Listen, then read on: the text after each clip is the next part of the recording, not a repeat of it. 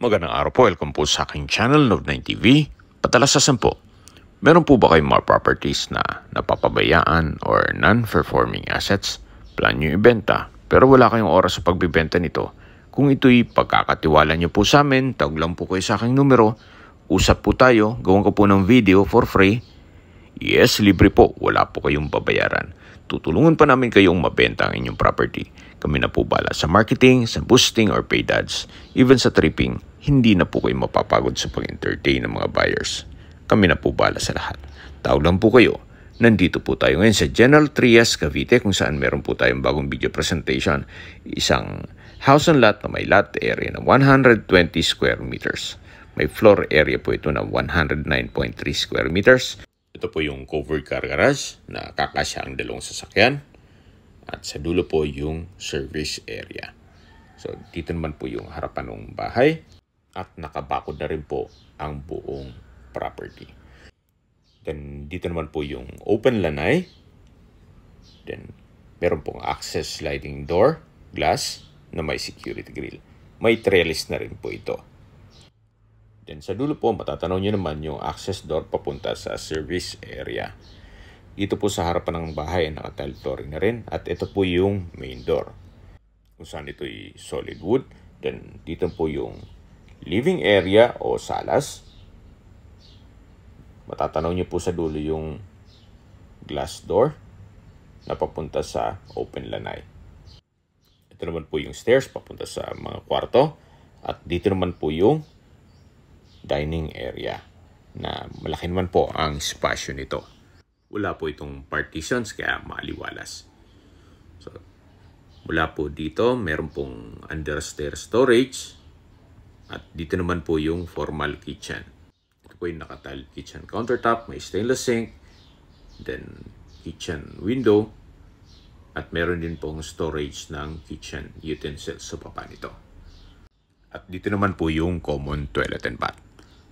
Ito po yung may stainless sink, water closet, naka-tile bathroom wall, may shower, at may bathroom window. Okay, labas po tayo para check natin ibang parte nitong bahay. So, mula po dito sa kusina, ito po yung dining area.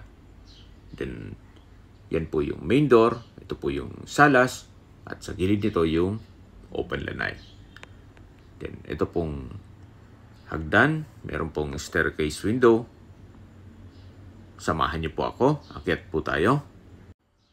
So, ito naman po yung family area na may access door papunta sa balkonahe o terrace. Ito po yung kwarto. Actually, dalawang kwarto po ito. Tinanggal lang yung partition dito sa gitna. Kaya kung sakaling big family kayo, pwede nyo ibalik yung partition yan, palagyan yung partition para maging dalawang kwarto po yan. At yun po ang original design nito. Anyway, kung dalawa lang naman kayo sa pamilya o dalawa kayong titira dito, maganda na rin to para mas malaki ang spasyo nito. Kung sakali pong nag-skip kayo ng video at natatanaw nyo ngayon itong dalawang pintuan, gaya na po ng sabi ko kanina, ito po ay nakadesign para sa dalawang kwarto. Tinanggal lang yung partition. So, ito naman po yung hallway at dito naman yung isang kwarto. So, sa spasyo, sakto lang. Hindi naman siya ganun kaliit at hindi naman ganun kalaki. Meron din po itong dalawang steel window. At dito naman po yung common toilet and bath. Naka-tile bathroom wall, may water closet, may shower, bathroom window, at bathroom sink. Okay, labas po tayo para check natin ibang parte nitong bahay. Ito po yung access door na may aluminum screen door. Then, wooden door na rin. At ito naman po yung balkonahe o terrace. Although nasa ibang bansa po si owner, ito pong property ay well-maintained. Makikita niyo po yung walling, walang krahang dinding, sa pintura, maayos. Kaya ito po ay ready for occupancy. Kung sakali pong ma-acquire nyo ito, kayo na lang po ang kulang at ang gamit nyo. Yan po yung harapan ng bahay kung saan dyan tayo galing kanina. ito po'y nasa main road.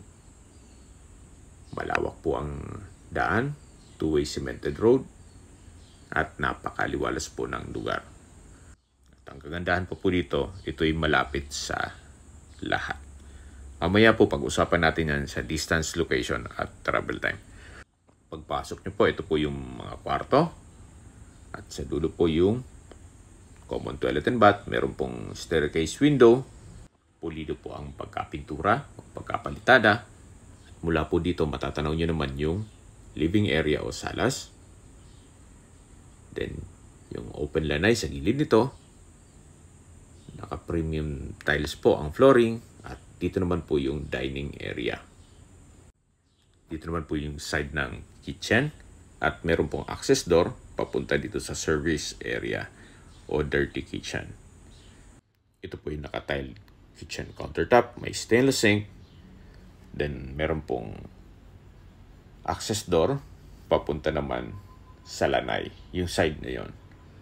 At dito naman po sa kabila ay yung covered car garage. Then, sa dulo po yung main gate. Okay, habang naglilibot po tayo, summarize ko lang po sa mga nag-skip ng video. Ito pong property ay nasa General Trias, Cavite. May lot area po ito na 120 square meters at may floor area na 109.3 square meters. Ito po'y titulado, buhay po ang may-ari, kaya wala po kayong magiging problema sa documentation or sa transfer ng title. Ito po yung well-maintained, kaya ready for occupancy. At along main road, kaya malapad po ang daan. Habang naglilibot po tayo, pag-usapan na natin ang distance, location at travel time. Mula po sa Governors Hills Science School, ang distance is 1 kilometer at ang travel time is 3 minutes. At mula naman po sa Lyceum of the Philippines, Cavite Campus, ang distance is 2.6 kilometers at ang travel time is 8 minutes. Mula naman po sa Manggahan, General Trias, ang distance is 1.8 kilometers at ang travel time is 8 minutes. Sa Manggahan po ay kumpleto na rin kaya ng public market, groceries, convenience store, remittance center, banks, restaurants, at iba pang business establishments. At mula naman po sa Gentry Medical Center Hospital, ang distance is 2.7 kilometers at ang travel time is 7 minutes. Ito po yung laging binabanggit sa aking video na dapat nyo i-consider sa paghanap ng property, yung meron pong malapit na hospital. Hindi ko naman po sinasabing sakitin kayo, yan naman po for emergency purpose lang naman. At mula naman po sa First Cavite Industrial Estate o FCIE, ang distance is 6.7 kilometers at ang travel time is 16 minutes. Mula naman po sa Calax or Cavite Laguna Expressway, ang distance is 3.9 kilometers at ang travel time is 10 minutes. At mula naman po sa SM at Robinsons Palapala, ang distance is 7.8 kilometers at ang travel time is 7 minutes. Kung manggagaling naman po sa Manila or sa airport, ang distance is 40.8 kilometers at ang travel time is 1 hour and 15 minutes. Okay, sa presyo na po tayo. Mula po 5.2 million pesos, binabaan na po ni owner sa 4.8 million pesos net. Ibig pong sabihin, si buyer na po ang sasagot sa lahat ng taxes at expenses. Kung may mga katanungan po kayo o gusto magpaset ng tripping dito sa property to, tawag lang po kayo sa aking numero. At sa mga kababayan naman natin na sa ibang bansa, meron po akong Telegram. Sa mga iPhone user man, may iMessage. Meron din pong Imo, Skype, Viber at WhatsApp. Same number lang po, 0917-316-3399. Sa mga nagtatanong naman po ng aming Facebook, meron po kaming Facebook page na Nov9TV at Facebook Reels Video. Makisuyo po, paki-like and follow na rin. Meron din po kaming ibang YouTube channel na The Nov9TV channel at AC Listings. Sana po naibigyan yung aming video presentation. Paki-like and subscribe na lang po sa aking channel para ma-update din po kayo sa aking future listings. Kung sakali po hanap nyo yung mas malaking sukat ng lupa, meron din po kami ibang listings na pwede nyong pagpilian. Huwag po kayong mag-atubiling tumawag sa amin, then let us know your budget para malaman namin kung anong property pwede naming ilok sa inyo. Sa lahat pong viewers, subscriber at nagtiwala po sa amin, salamat po sa suporta. Ingat po kayo lagi at yung pamilya. Maraming salamat po.